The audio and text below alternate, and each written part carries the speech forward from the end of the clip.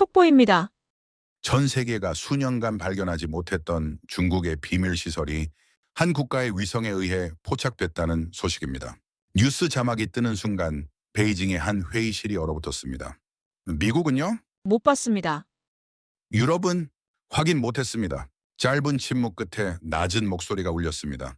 그럼 어느 나라입니까? 보고서 마지막 줄이 읽히는 순간 숨이 멎었습니다. 대한민국입니다. 의자가 밀렸고 누군가는 주먹을 움켜쥐었습니다.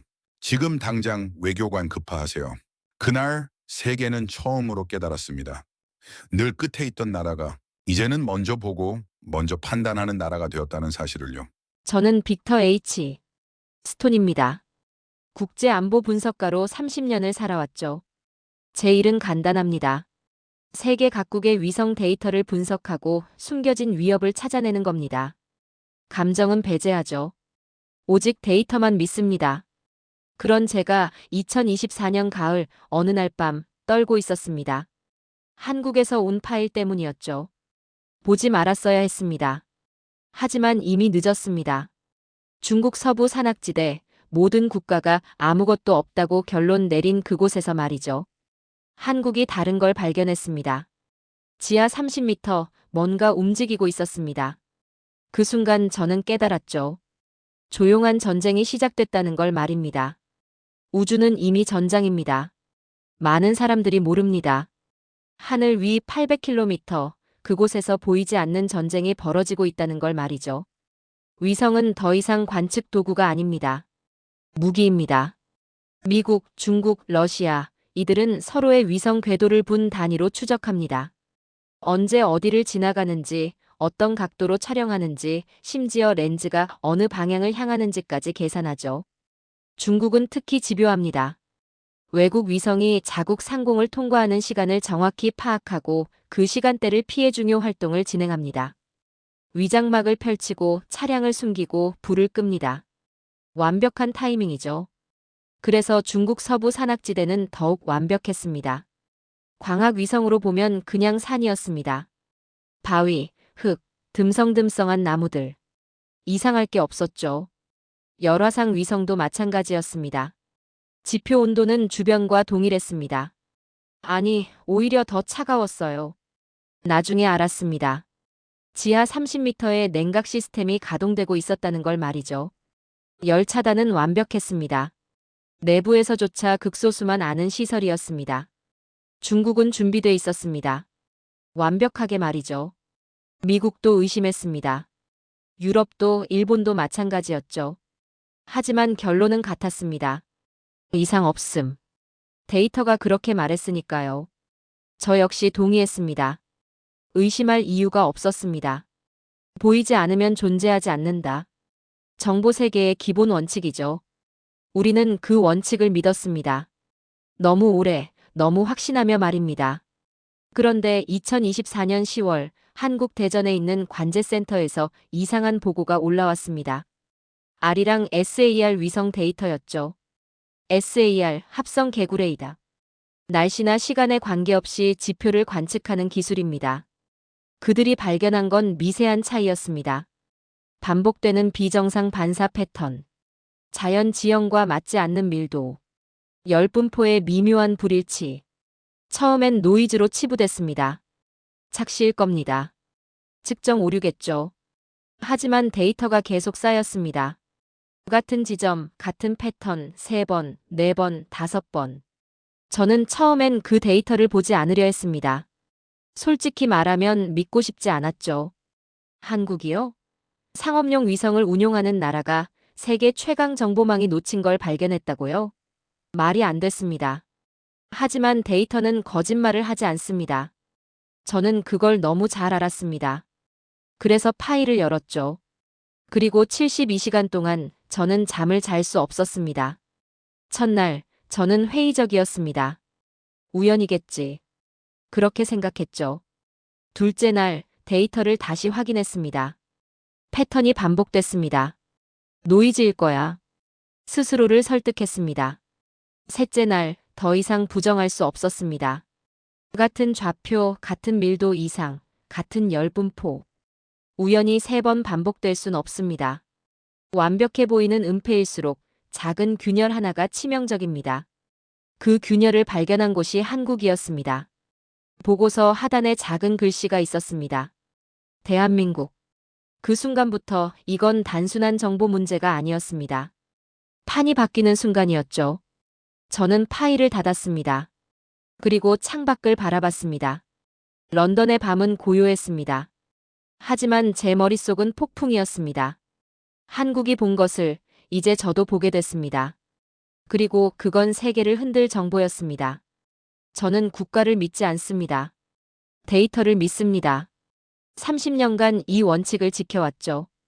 감정도 편견도 동맹도 배제합니다. 오직 숫자만 봅니다. 그런데 그날 데이터는 한국 편에 서 있었습니다. 제가 아무리 부정하려 해도 숫자는 명확했습니다. 중국 서부 산악지대, 그곳엔 뭔가 있었습니다. 아리랑 SAR 위성의 해상도는 30cm급입니다. 비가 오든 밤이든 구름이 끼든 상관없습니다.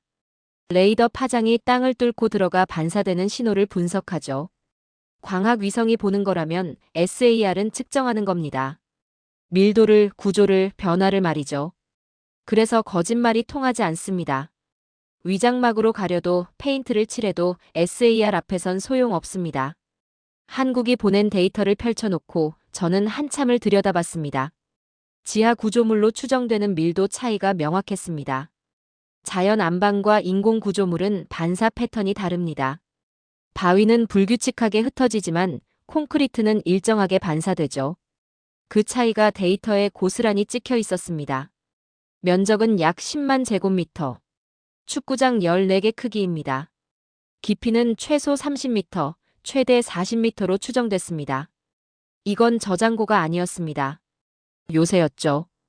그런데 더 이상한 건 열분포였습니다. 지표는 차갑습니다.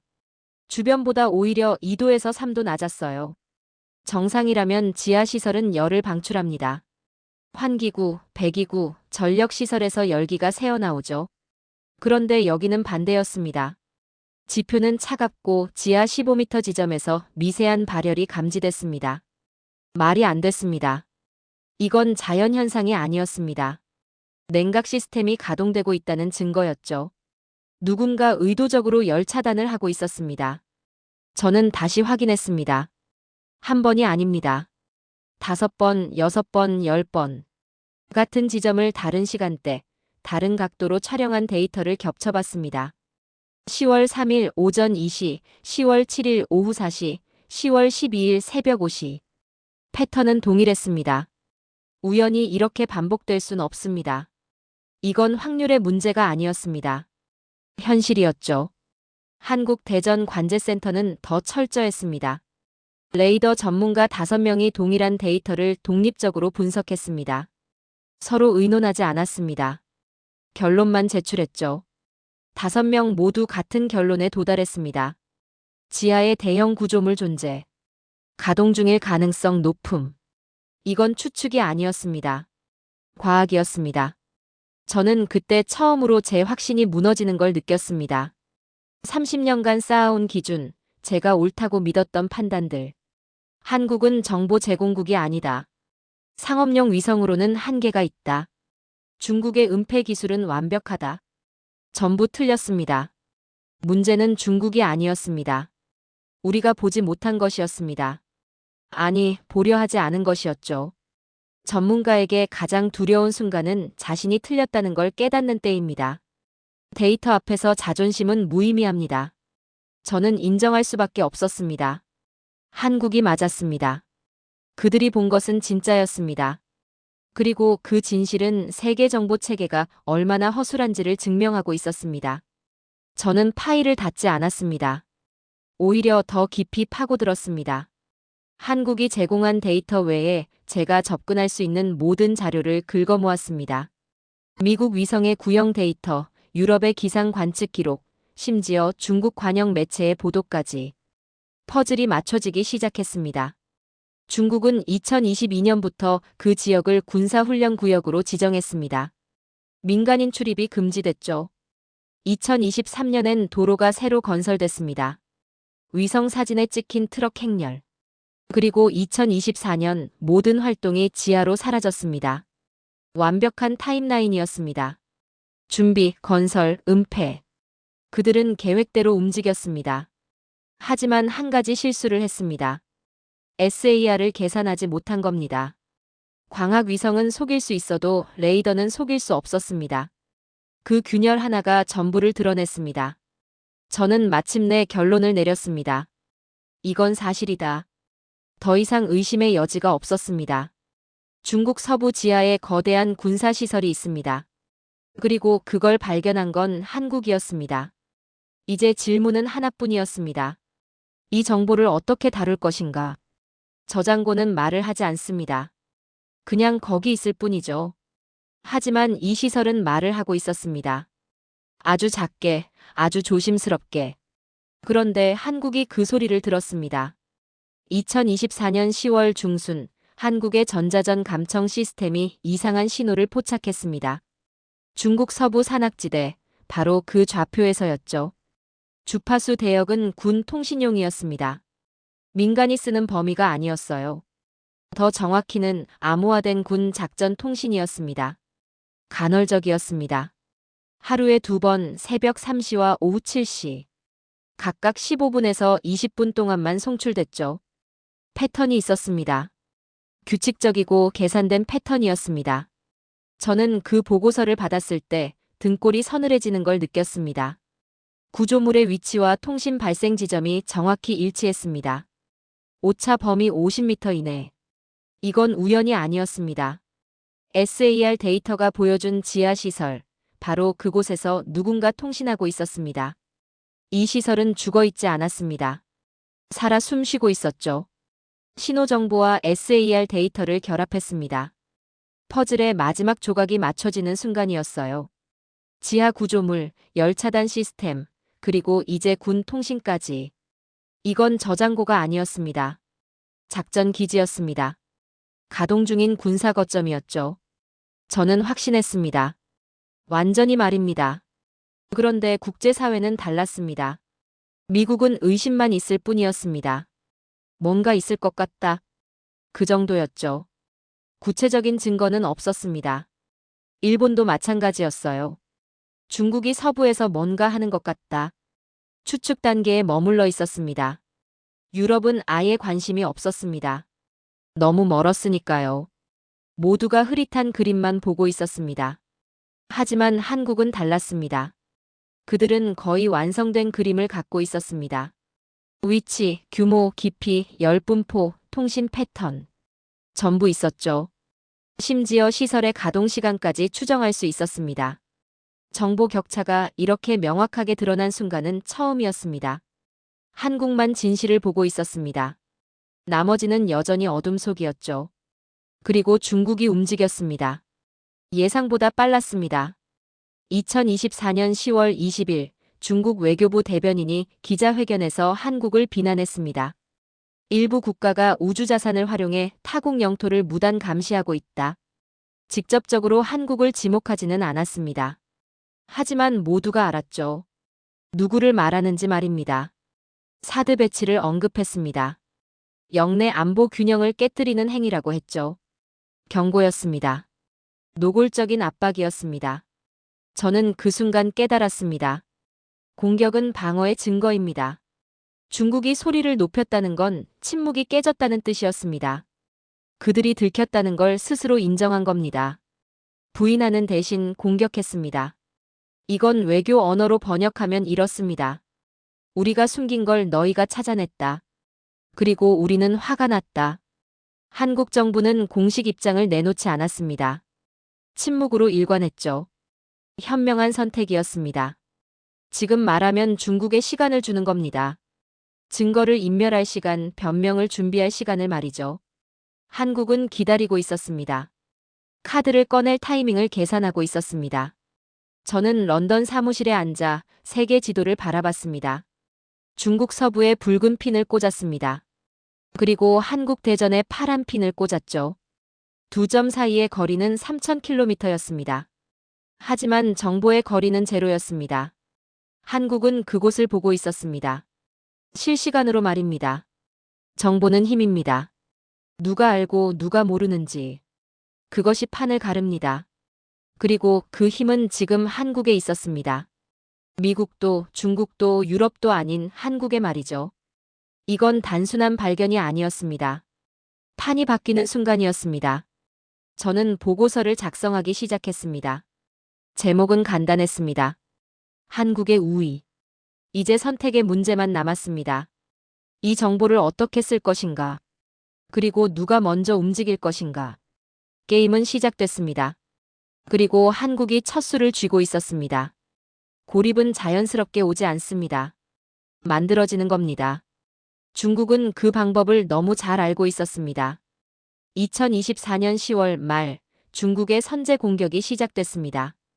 겉으론 사드와 안보 균형을 이야기했지만 속내는 달랐죠. 한국 위성 활동이 선을 넘었다. 구체적으로 말하지는 않았습니다. 하지만 모두가 알아들었어요. 너희가 뭘 받는지 우리도 안다는 경고였습니다. 말하지 않는 협박이 더 무서운 법이죠. 외교 압박과 경제 보복이 동시에 들어왔습니다. 중국은 동남아, 중동, 아프리카 국가들에게 신호를 보냈습니다. 중국 편에 서라. 유럽에는 무역 카드를 꺼냈죠. 러시아와는 우주정보 공조를 강화하며 한국을 고립시키려 했습니다. 체계적이었습니다. 한치의 빈틈도 없었어요. 한국 기업부터 타격이 왔습니다. 통관이 지연됐습니다. 서류 검토가 길어졌고 승인이 늦춰졌죠. 이유는 명확하지 않았습니다. 그냥 느려졌을 뿐이에요. 하지만 숫자는 무너지기 시작했습니다. 수출 물량이 줄었고 재고가 쌓였습니다. 관광객도 급감했죠. 한류 콘텐츠 유통에 제동이 걸렸습니다. 체감되는 공포가 확산됐습니다. 미국의 태도는 더 실망스러웠습니다.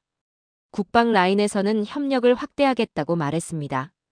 하지만 외교 라인은 달랐죠. 중국 자극을 최소화해야 한다. 원칙적 지지는 있었습니다. 행동은 없었어요. 성명만 나왔습니다. 한국의 주권을 존중한다. 그게 전부였습니다. 구체적 조치는 보이지 않았죠. 한국 내부의 불안은 폭발했습니다. 일본은 더 미묘했습니다. 겉으론 중립을 지켰습니다. 하지만 속으론 다른 계산을 하고 있었어요. 한국의 위성 기술 격차가 드러나는 걸 불편해했습니다. 자존심이 상했던 거죠. 그들도 SAR 위성을 운용하지만 한국만큼의 성과를 내지 못했습니다. 질투와 견제가 섞인 침묵이었습니다. 동맹이란 말은 늘 조건부입니다. 가장 위험한 전선은 한국 내부였습니다. 언론이 먼저 흔들렸죠. 경제 보복을 감당할 수 있나? 위성 정보 때문에 수출이 막히면 어떻게 하나? 프레임이 만들어졌습니다. 산업계가 압박에 나섰습니다. 반도체, 배터리, 디스플레이가 목숨줄이다. 중국 시장을 잃으면 끝이다. 숫자를 들이댔죠. 정부 내부에서도 온건론이 나왔습니다. 정보 카드가 오히려 짐이 될 수 있다. 저는 그 광경을 지켜보며 냉소했습니다. 진실을 숨긴 쪽이 아니라 진실을 가진 쪽이 몰리고 있었습니다. 이게 국제 정치의 현실이었죠. 도덕이 아니라 이해관계입니다. 정의가 아니라 계산이에요. 한국은 기술의 승리를 거뒀지만 국가의 체력을 시험받고 있었습니다. 중국의 선전전은 교묘했습니다. 우주에도 영공이 있다. 말도 안 되는 논리였지만 반복하면 사실처럼 들립니다. 타국 영토를 무단 감시하는 건 주권 침해다. 억지였죠. 하지만 먹혔습니다. 일부 국가들이 동조하기 시작했어요. 중국의 경제력 앞에서 진실은 힘을 잃었습니다. 한국 정부는 딜레마에 빠졌습니다. 설명할 수도 없었죠. 우리가 중국 지하시설을 발견했다고 말하는 순간 증거를 공개해야 합니다. 하지만 지금 공개하면 중국에 시간을 줍니다. 변명을 준비하고 증거를 인멸할 시간을요. 침묵할 수밖에 없었습니다. 그런데 침묵은 약점으로 비쳤습니다. 기업과 노동자들의 공포는 현실 숫자로 바뀌었습니다. 주가가 흔들렸고 환율이 요동쳤죠. 고용 불안이 확산됐습니다. 정치권도 분열됐어요. 국익을 위해 유연하게 대응해야 한다는 목소리가 커졌습니다. 유연하다는 건 결국 굴복이라는 뜻이었죠. 저는 멀리서 지켜보며 생각했습니다. 정보를 가진 나라가 왜 고립되는가? 답은 간단했습니다. 힘의 균형이 깨졌기 때문입니다. 한국이 가진 정보는 중국을 위협했고 중국은 그 위협을 제거하려 했습니다. 물리적으로가 아니라 심리적으로 말이죠. 한국 내부를 먼저 무너뜨리는 겁니다. 가장 먼저 무너지는 건 국경이 아니라 내부입니다. 중국은 그걸 알고 있었습니다. 그래서 경제 카드를 먼저 꺼낸 거죠. 숫자가 무너지면 여론이 흔들립니다. 여론이 흔들리면 정부가 약해집니다. 완벽한 시나리오였어요. 저는 보고서에 이렇게 적었습니다.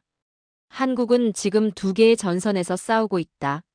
하나는 중국이고 하나는 자기 자신이다. 그리고 더 위험한 건 후자였습니다. 사이버 공격은 경고가 아닙니다. 입을 막겠다는 선언이죠. 2024년 11월 첫째 주 한국 대전관제센터가 공격받았습니다. 출처는 흐릿했지만 패턴은 명확했죠. 국가급이었습니다. 목표도 분명했어요. 데이터 전송 차단, 위성 자세 제어 교란, 관제 신호 혼선. 한 번의 오류도 허용할 수 없는 시스템을 흔들려는 시도였습니다. 관제실은 24시간 방어 태세로 들어갔습니다. 교대 근무조가 편성됐고 백업 시스템이 가동됐죠. 한 줄의 로그가 국가 운명을 가를 수 있었습니다. 엔지니어들은 잠을 자지 않았어요. 커피와 긴장으로 버텼습니다. 이건 항의가 아니었습니다. 작전이었죠. 그리고 더 노골적인 위협이 왔습니다. 2024년 11월 10일 중국이 우주 쓰레기 제거 실험을 발표했습니다. 명목은 깨끗했죠. 우주 환경 보호. 하지만 실체는 달랐습니다. 위성 요격 기술 시연이었어요. 고도 750km, 궤도 경사각 97도. 아리랑 위성의 경로와 유사했습니다. 오차 범위 50km 이내였죠. 우연이 아니었습니다. 메시지였습니다. 너희 위성을 우리는 언제든 무력화할 수 있다. 우주에서의 위협은 소리 없이 다가옵니다. 폭발도 파편도 필요 없어요. 궤도만 살짝 건드리면 됩니다. 위성은 무용지물이 되죠. 우주에서 한번 흔들리면 지상은 끝납니다. 저는 그 소식을 듣고 등골이 서늘해졌습니다. 중국은 진지했습니다. 위협이 아니라 준비였어요. 그들은 실행할 수 있는 능력을 과시하고 있었습니다. 한국을 침묵시키기 위해서라면 물리적 수단도 불사하겠다는 뜻이었죠. 그런데 한국은 무너지지 않았습니다. 겉으로는 흔들리는 것처럼 보였어요. 언론은 공포를 쏟아냈고 기업은 비명을 질렀습니다. 하지만 대전관제센터는 달랐죠. 그들은 멈추지 않았습니다. 오히려 더 집요해졌어요. 침묵 속에서 증거를 쌓고 있었습니다. 지금 공개하면 중국에 시간을 줍니다. 증거를 인멸하고 변명을 준비할 시간을요. 지금 침묵하면 경제와 여론이 먼저 무너질 수 있습니다. 하지만 한국은 선택했죠. 버티되 더 완벽히 쌓는다. 말하지 않는 것이 아니라 준비하는 것이었습니다. 추가 데이터가 계속 들어왔습니다. 시간대별 열분포 변화가 관측됐죠. 새벽 3시와 오후 7시, 정확히 통신 시간대에 미세한 온도 상승이 감지됐습니다. 전력 소비가 급증하는 주기도 파악됐어요. 매주 화요일과 금요일, 지하시설의 활동이 활발해졌습니다. 차량 이동도 추적됐습니다. 위장된 산길, 민간 등산로처럼 보이는 그 길로 트럭들이 움직였죠. 빈도도 분석됐습니다. 한 달에 평균 12회, 주로 야간에 집중됐어요. 입구와 환기구로 추정되는 지점도 특정됐습니다. 좌표가 점점 정밀해졌죠. 반복되는 패턴은 거짓이 될 수 없습니다. 우연은 3번까지입니다. 하지만 이건 수십 번 반복됐어요. 과학적 확신이 쌓였습니다. 한국은 이제 추측이 아니라 사실을 갖고 있었습니다. 저는 그 데이터들을 보며 전율했습니다. 한국은 흔들리고 있는 게 아니었습니다. 준비하고 있었던 거죠. 경제가 무너지고 여론이 갈라지는 동안 관제센터는 조용히 무기를 벼리고 있었습니다. 정보라는 이름의 무기를요. 저는 그때 처음으로 생각했습니다. 이건 역전이 가능하다. 중국은 압박하고 세계는 침묵하고 한국 내부는 분열했습니다. 하지만 진실은 더 단단해지고 있었어요. 숫자는 쌓였고 패턴은 명확해졌습니다. 카드를 꺼낼 조건이 만들어지고 있었죠. 11월 말, 저는 한국 정부 관계자와 비공식 접촉을 했습니다. 그는 지쳐 보였지만 눈빛은 달랐어요. 우리는 준비하고 있습니다. 그게 전부였습니다. 더 이상 묻지 않았죠. 알 수 있었으니까요. 한국은 타이밍을 기다리고 있었습니다. 완벽한 순간을 말이죠. 이제 카드를 꺼낼 조건이 만들어졌습니다. 데이터는 충분했고 패턴은 명확했습니다. 남은 건 하나였죠. 세계가 들을 준비를 하는 것. 그리고 그 준비는 천천히, 그러나 확실하게 진행되고 있었습니다. 선택지는 셋이었습니다. 하지만 실은 하나뿐이었죠. 2024년 12월 초 한국 정부 위기관리 회의가 열렸습니다. 저는 자문 자격으로 참석했어요. 회의실 공기는 무거웠습니다. 모두가 알고 있었죠. 이 선택이 국가의 운명을 가른다는 걸 말입니다. 첫 번째 선택, 굴복입니다. 위성 활동을 축소하고 중국의 요구를 받아들이는 거죠. 경제 보복은 멈출 겁니다. 기업들은 숨통이 트일 거예요. 하지만 대가는 명확했습니다. 주권 포기였죠. 한번 무릎 꿇으면 평생 고개를 못 듭니다. 중국은 다음 요구 리스트를 이미 준비해 뒀을 겁니다. 이것도 멈춰라, 저것도 하지 마라. 끝이 없어요. 굴복은 평화를 사는 게 아닙니다. 다음 협박을 사는 것이죠. 저는 미래를 시뮬레이션해 봤습니다. 한번 물러서면 다음은 더 쉬워집니다.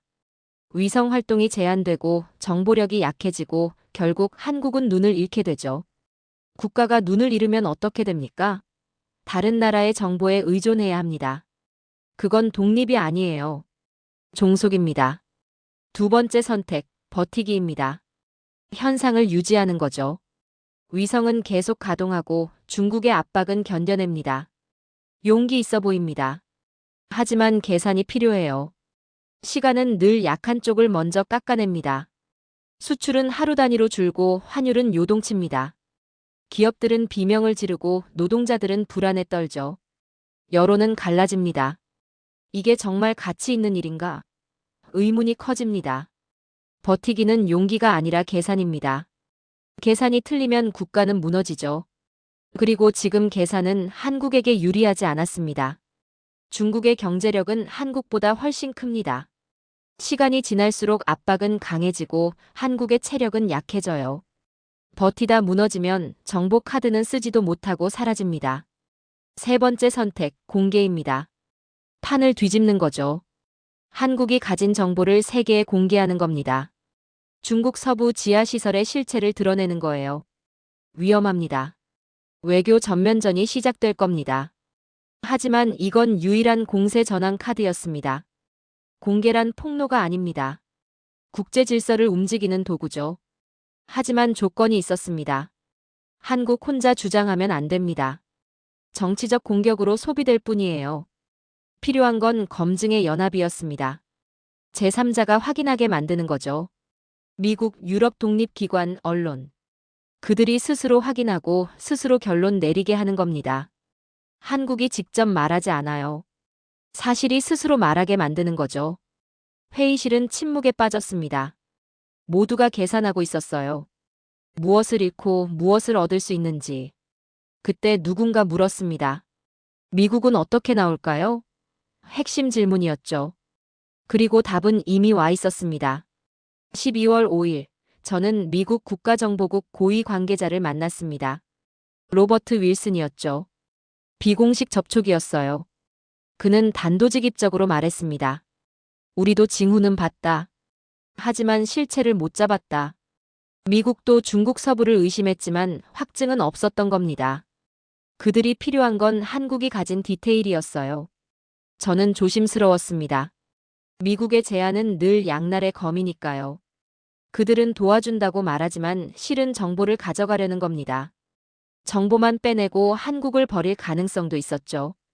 도와준다는 말은 빼앗겠다는 말과 종이 한 장 차이입니다. 윌슨은 제안했습니다. 한국이 데이터를 제공하면 우리가 재확인한다. 그리고 함께 공개한다. 들리는 건 좋았어요. 하지만 함정도 있었습니다. 주도권을 누가 쥐느냐? 데이터를 넘기는 순간 한국은 조연이 될 수 있습니다.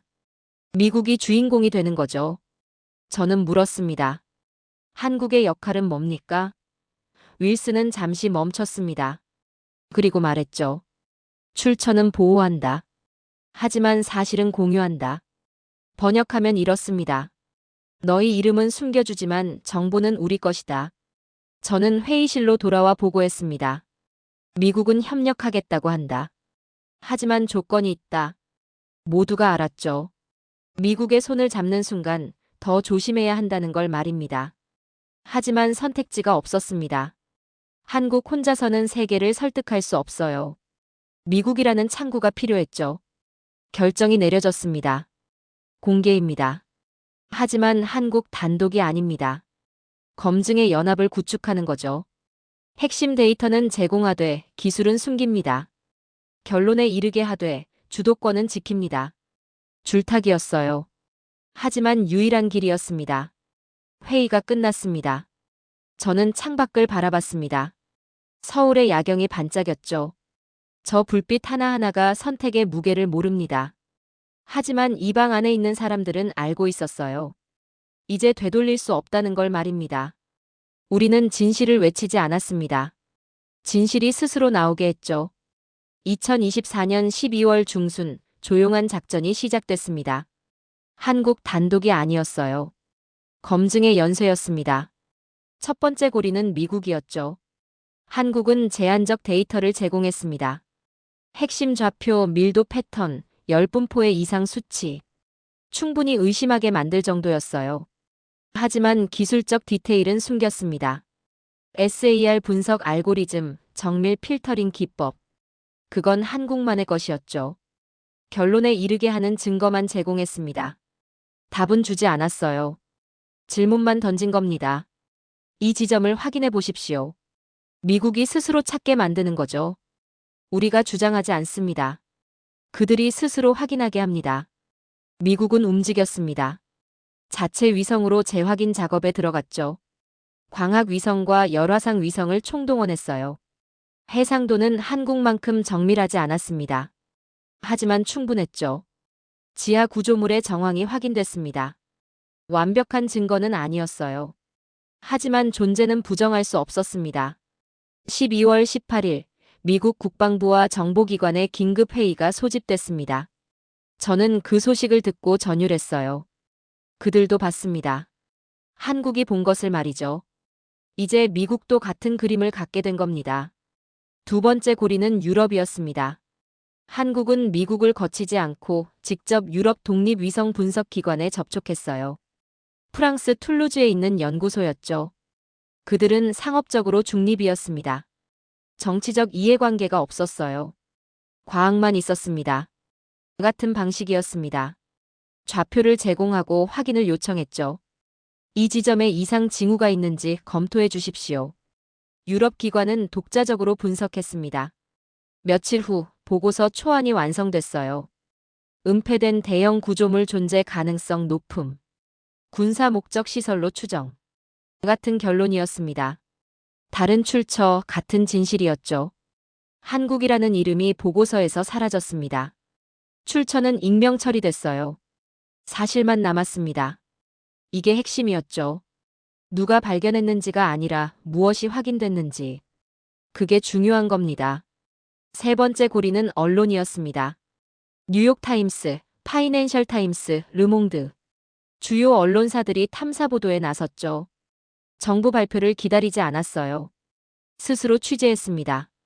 위성 이미지를 입수하고 전문가 인터뷰를 진행했습니다. 독립적으로 검증했죠. 언론은 정부보다 신뢰받습니다. 특히 이런 민감한 사안에서는요. 정부가 말하면 선전처럼 들립니다. 하지만 언론이 취재해서 보도하면 사실이 됩니다. 한국은 그걸 알고 있었어요. 그래서 언론에 단서를 흘렸습니다. 직접적으로 말하지 않았죠. 질문만 유도했습니다. 중국 서부에서 무슨 일이 벌어지고 있는가? 12월 하순, 퍼즐이 완성되기 시작했습니다. 미국은 확인했고, 유럽은 결론 냈고, 언론은 취재했습니다.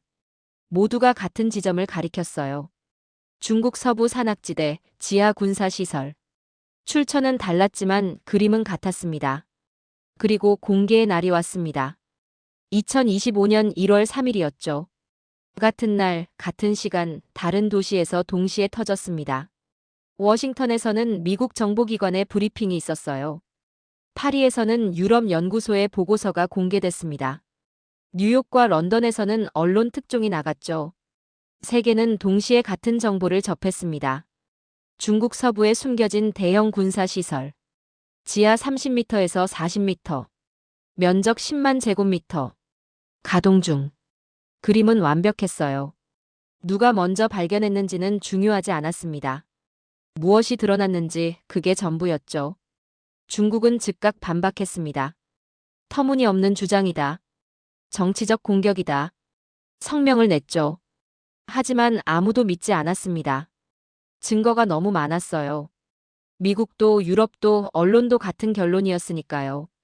반박할 증거가 없었습니다. 부인만 있었죠. 저는 런던 사무실에 앉아 뉴스를 지켜봤습니다. CNN, BBC, 알자지라. 모두가 같은 이야기를 하고 있었어요. 세계는 깨달았습니다. 중국이 뭘 숨기고 있었는지를 말이죠. 그날 침묵이 깨졌습니다. 그리고 판이 뒤집혔습니다. 한국은 말하지 않았습니다. 세계가 대신 말했죠. 정보는 공개되는 순간 힘을 잃지 않습니다. 오히려 질서가 됩니다. 새로운 기준이 되는 거예요. 사실은 숨을 곳이 없습니다. 빛이 비추면 그림자는 사라지죠. 저는 보고서를 닫았습니다. 그리고 생각했습니다. 이제는 되돌릴 수 없다고. 세계는 알았습니다. 중국은 들켰고 한국은 증명했습니다. 조용히 그러나 완벽하게 말이죠. 판이 뒤집힌 후 질문의 방향이 바뀌었습니다. 2025년 1월 중순 유엔 안보리 비공식 회의가 열렸습니다. 중국 대표가 해명석에 앉았죠. 그 전까지 한국을 비난하던 그들이었습니다.